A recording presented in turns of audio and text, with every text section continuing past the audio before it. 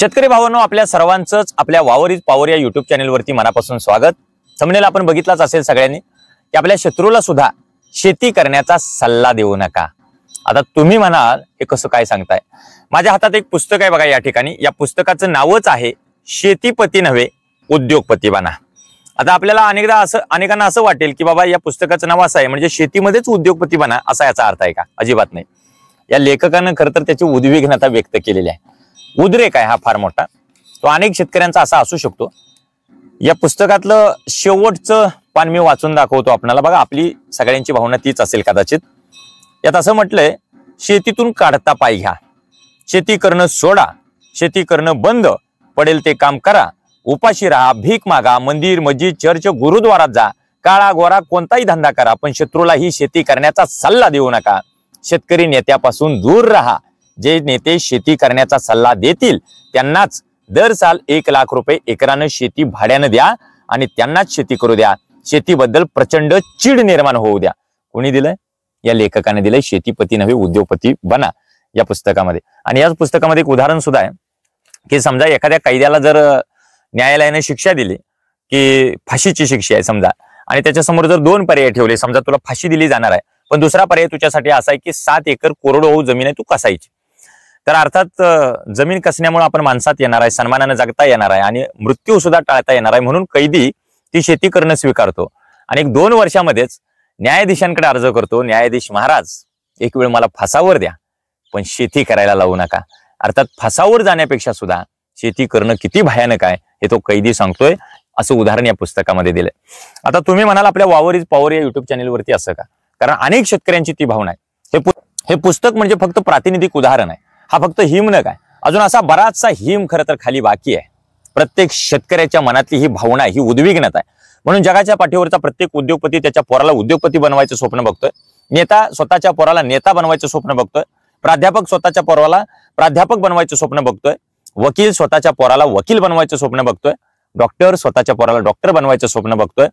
पण कुठलाच शेतकरी स्वतःच्या पोराला असं म्हणत नाही की माझ्यासारखा तू शेतकरी बन। तो सांगतोय उभ्या आयुष्याची माझ्या माती झालेली आहे, तुझ्या आयुष्याची माती झाली नाही पाहिजे, तू शेतीतनं बाहेर पड, हे शेतकरी त्याच्या पोराला सांगतोय। बळीचा आक्रोश नावाचं एक पुस्तक सुद्धा असंच सांगत होतं की भारत हा कृषी प्रधान देश नसून, या देशातल्या प्रत्येक शेतकऱ्याच्या पोराला असं वाटतंय की भारत हा कृषी प्रधान देश नसून माझ्या शेतकरी बापाची स्मशानभूमी आहे।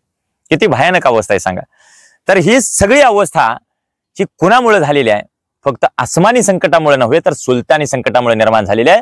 तुमच्या माझ्या दारात मताची भीक मागायला आलेल्या प्रत्येक नेत्याला आता या गोष्टीची जाणीव करून देण्याची गरज आहे। शेती संपण्याच्या मार्गावर आहे, ती संपली नाही पाहिजे। मुळशी पॅटर्न मधला तो राहुल्या सहजपणाने चिडून बोलतो की आधीच शेतकरी दुर्मिळ होत चाललेली जमात नाही दुर्मिळ झाली पाहिजे। वावरातली पावर आपण निश्चितपणाने येणाऱ्या काळात दाखवून दिली पाहिजे। मग तुम्ही म्हणाल कशी दाखवायची? तर शेतकऱ्यांना लक्षात घ्या, आपली नजर एकाच वेळी 3 ठिकाणी असली पाहिजे। फक्त आपल्या शेतात असली नाही पाहिजे, 3 ठिकाणी नजर असली पाहिजे। पहिली नजर आपल्या शिवारात, दुसरी नजर बाजारात आणि तिसरी नजर असली पाहिजे ते राजकारणात असली पाहिजे। कारण राजकारणच आपल्या शेतीमालाची पॉलिसी ठरवतं। दुसरी गोष्ट, बाजारात काय विकलं जातं ते आपल्या शेतात पिकलं पाहिजे। म्हणून शिवार, बाजार आणि राजकारण एका वेळी 3 ठिकाणी आपली नजर गेली पाहिजे, 3 ठिकाणी नजर पोहोचली पाहिजे। हे आपल्याला कळलं तर निश्चितपणाने वावरातली खरी पॉवर ही जगाला कळू शकते। दुसऱ्या बाजूला आणखी एक गोष्ट आपल्या सगळ्यांच्या लक्षात आली पाहिजे, म्हणजे खास करून आपण राजकारणातल्या त्या नेत्यांना जाणीव करून दिली पाहिजे की ऑस्ट्रेलियातल्या सोयाबीनला जर तिकडून येताना 100% सबसिडी असेल तर आमच्या सोयाबीनला द्यायला काय अडचण आहे?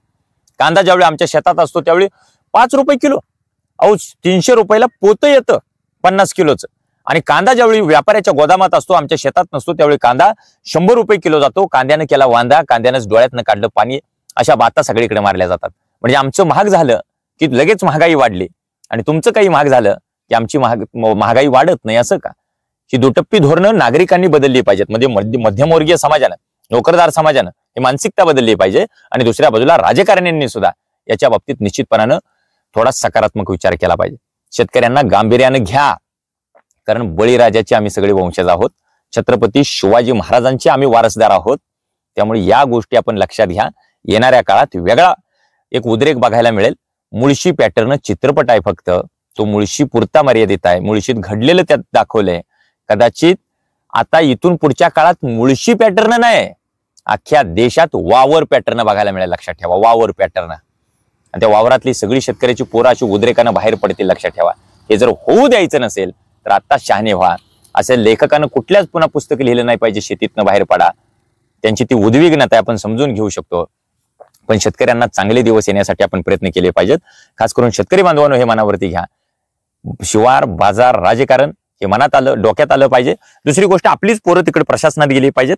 जिथं प्रशासनामध्ये निर्णय घेतले जातात आपल्या शेती संदर्भात, तिथं आपली पोरं असली पाहिजेत. तहसीलदार, मामलेदार, कलेक्टर, तलाठी सगळी आपली असली पाहिजेत. मग शेतीत झालेल्या त्या नुकसानीची नुकसान भरपाई लवकर आपल्यापर्यंत आल्याशिवाय राहणार नाही. पण प्रशासनातला एक पेन आपलं आयुष्य उद्ध्वस्त करू शकतो. प्रशासनातल्या एका पेनाची सही आपलं आयुष्य घडवू शकतो. त्यामुळे तर महात्मा फुलेंनी शेतकऱ्याच्या आसूडमध्ये सांगितलंय की तो प्रशासनातला अधिकारी हा कलम कसाई आहे. कलमानं तो खाटीक खाण्यातल्या कसाईसारखा आपल्याला कापून काढतो. आणि त्या शेतकऱ्याच्या आसूडमध्ये महात्मा फुले आपल्याला लढण्याचा एक सल्ला देत आहेत की आसूड म्हणजे चाबूक हा फक्त बैलाच्या पाठीवरती नाही वाढायचा, तुमच्या माझ्या वरती अन्याय करणाऱ्या प्रत्येक व्यवस्थेच्या पाठीवरती वाढायचा. त्यामुळे लढाईची तयारी ठेवायची आणि शेतामध्ये राबायची तयारी ठेवायची, तेही स्मार्ट वर्क करायचं. येणाऱ्या काळात त्याच्या संदर्भाने आम्ही व्हिडिओ करणार आहोत. त्यामुळे आजचा व्हिडिओ आपल्याला कसा वाटला निश्चितपणाने आम्हाला कमेंट थ्रू कळवा. व्हिडिओ आवडला असेल तर निश्चितपणाने लाईक करा आणि अजूनही आमच्या वावर इज पॉवर या युट्यूब चॅनेलला जर आपण सबस्क्राईब केलं नसेल तर अवश्य सबस्क्राईब करा. धन्यवाद.